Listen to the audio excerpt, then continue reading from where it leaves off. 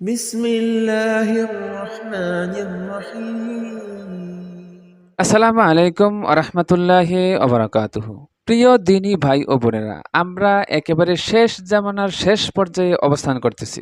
এই সময় পৃথিবীতে রাসূল করিম সাল্লাল্লাহু আলাইহি ওয়াসাল্লামের বর্ণনা অনুযায়ী তসবির মালা ছিঁড়ে গেলে যেরকম একটার পর একটা পড়তে থাকে, এই সময়ে একটার পর একটা বিপদ আপদ পৃথিবীতে আসতেই থাকবে।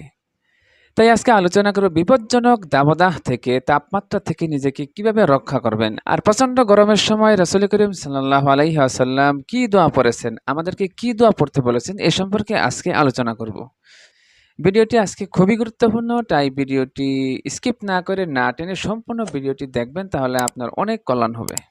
বর্তমানে তীব্র দাবদাহে নাজেহাল অবস্থা বাংলাদেশের অধিকাংশ এলাকা, শুধু বাংলাদেশ নয় সারা পৃথিবীর অধিকাংশ দেশেই প্রচণ্ড তাপমাত্রা বেড়ে গেছে। গরমের